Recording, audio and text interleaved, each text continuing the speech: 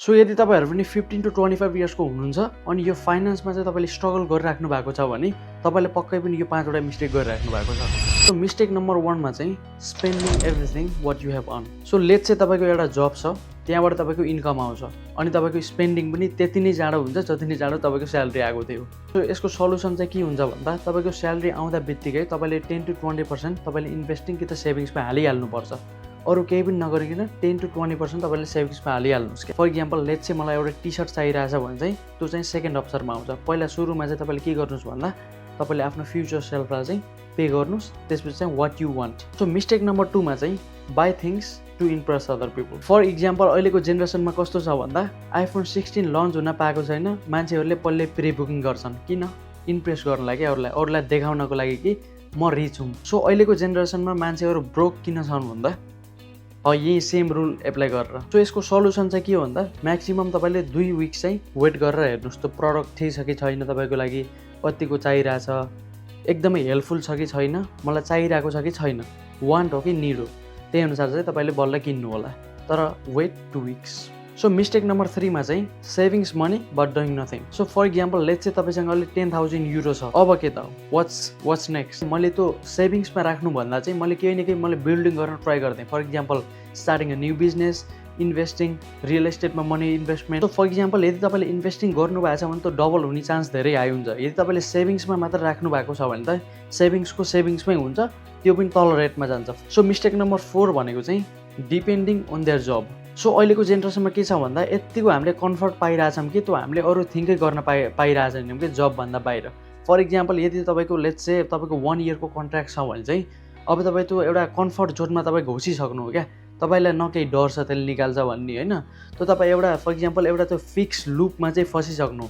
मेरो 25,000 आउँछ 30,000 आउँछ के किन यतापट्टि अरू के गर्नु पर्यो, बिजनेस खोलेर पनि 25,000 30,000 त हो आउने 1 वर्षसम्म, त्यो लुपमा तपाईँ घुसिसक्नु हो क्या। सो म अहिले जब गर्दाको पिरियडमा मैले सबै त्यहाँ हेरिरहेको छु क्या, कसरी बिजनेस चल्छ, कसरी चाहिँ हामीले डिस्काउन्ट लगाइदिने, कसरी हामीले एट्र्याक्सन बढी ल्याउने, कसरी चाहिँ हामीले मार्केटिङ गर्ने, त्यो तपाईँले आफै त्यो हेर्नुहोस् क्या, सबै तपाईँले एनालाइज गर्नुहोस्। त्यसपछि त्यो सबै स्किल्सहरू चाहिँ तपाईँले डेभलप गर्दै जानुहोस् क्या त्यहाँ। फर एक्जाम्पल लेट्स चाहिँ तपाईँ यदि कस्टमर सर्भिसमा पनि काम गर्नुहुन्छ भने चाहिँ फर एक्जाम्पल अब कस्टमरले तपाईँलाई कम्प्लेन हानिरहेछ या फुडमा कम्प्लेन हानिरहेछ भने चाहिँ अब त्यो ह्यान्डलिङ गर्न तपाईँले सिक्नुहोस् क्या, किनभने त्यो स्किल्सले चाहिँ पछि तपाईँलाई हेल्प दिन्छ। भन्न खोजेको चाहिँ तपाईँले जुन जब छ नि, जबलाई चाहिँ आफ्नै बेनिफिटको लागि तपाईँले युज गर्नुहोस्। सो सिम्पल वेमा भन्नुपर्दा चाहिँ use your salary to build another source of income. So mistake number 5 मा चाहिँ के आउँछ भन्दा नो फाइनेन्स रोड म्याप। अहिलेको जेनेरेसनमा कस्तो छ भन्दा फाइनेन्सको तिनीहरूसँग रोड म्यापै छैन क्या। फर एक्जाम्पल तिनीहरूले भन्न त भन्छन् I want BMW, I want Mercedes, I want Lambo, I want business, I want house. So यदि तपाईँले चाहिँ उनीहरूलाई सोध्नु भयो भने चाहिँ कसरी गर्न चाहन्छस् त नि, के छ तसँग रोड म्याप, उनीहरूसँग केही एन्सरै हुँदैन क्या।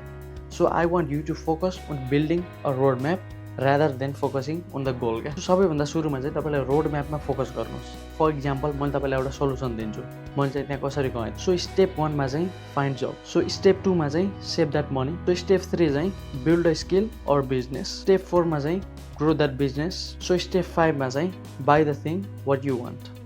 For example I want BMW, Mercedes, house, I want to travel.